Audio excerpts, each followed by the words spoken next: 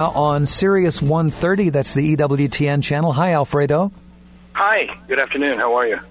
Great, thanks for calling. My pleasure. Mr. Spencer, I have to tell you, you are so courageous. Oh, you're very kind. No, I'm not very kind, sir. You are just a man. May San Juan Capistrano pray for you. Thank you. But Amen. You're welcome, sir. But may I ask you, sir, are you not concerned for your personal safety? Oh, no, not at all. No. Not at all?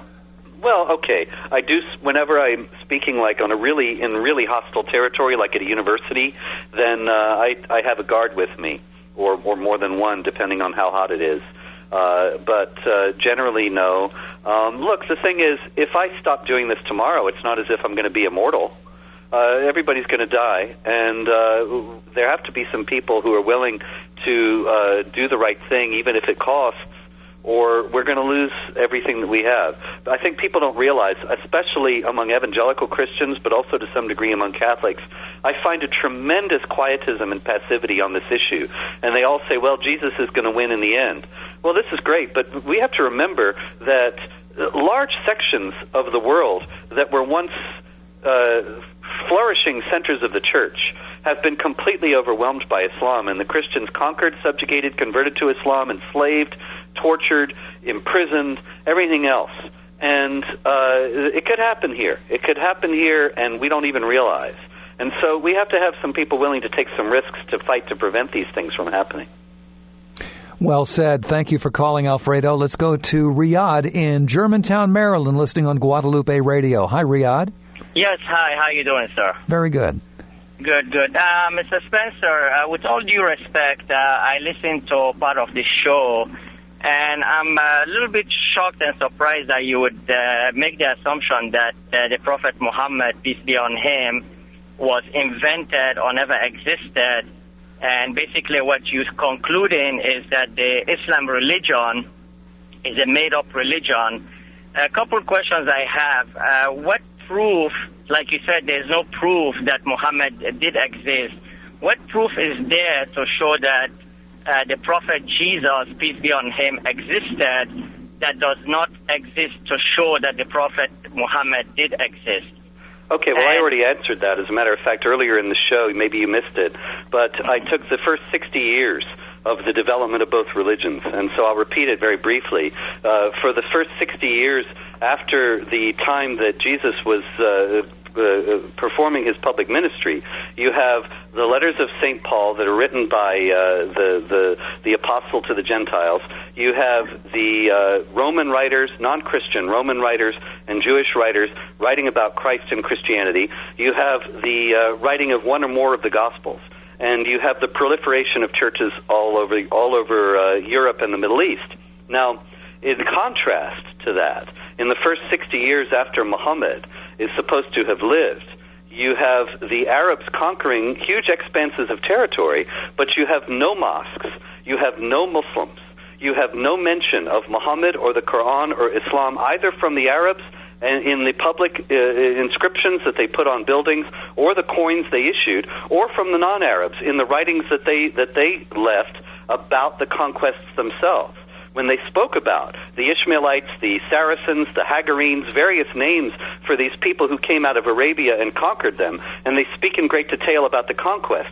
But you notice that all those names, Ishmaelites, Hagarenes, Saracens, and so on, they never call them Muslims, and they never call them Muslims or give any hint that they have a new religion or a new prophet or a new holy book. Now, that's an extraordinary thing when you consider that according to the canonical story, the Quran was completed at the time of the death of Muhammad in 632, and in 656, the Caliph Uthman collected together all the people who had memorized portions of it, standardized the text, had it written down, and had it distributed to all the Muslim provinces.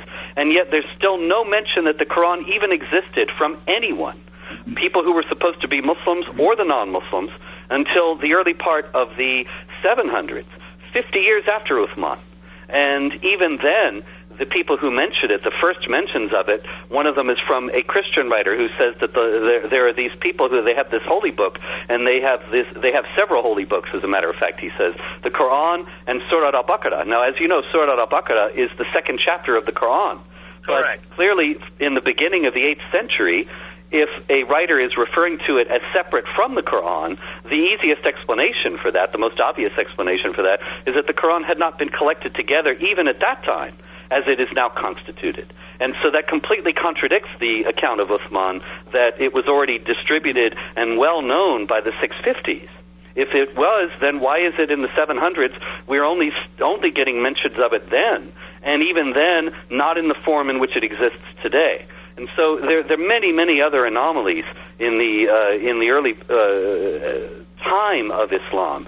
But this is the problem, because the conquerors, the Arabs, were supposed to be conquering these people because the Quran said to go and make war against the unbelievers, and because Muhammad said, I've been commanded to fight against people until they confess that there's no God but Allah and that I am his messenger.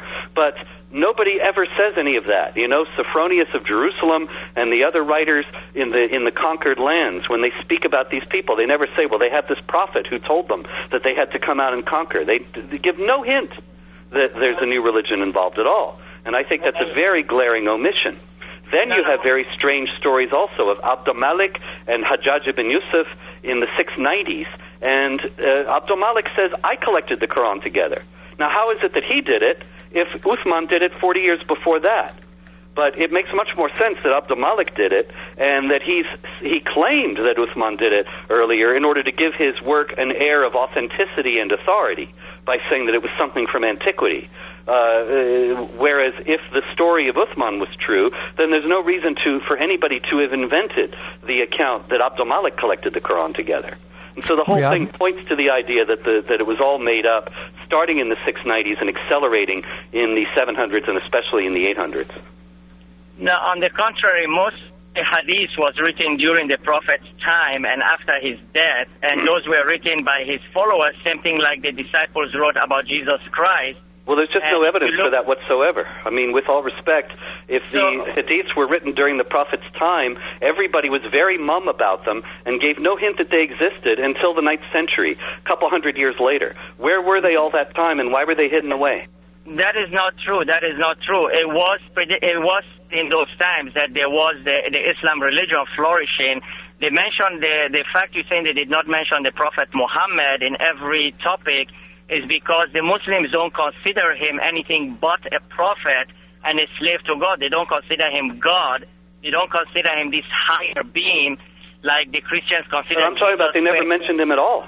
I mean, what about the Shahada? It says there's no God but Allah and Muhammad is his prophet. And there's not even any record of that until the late 7th century.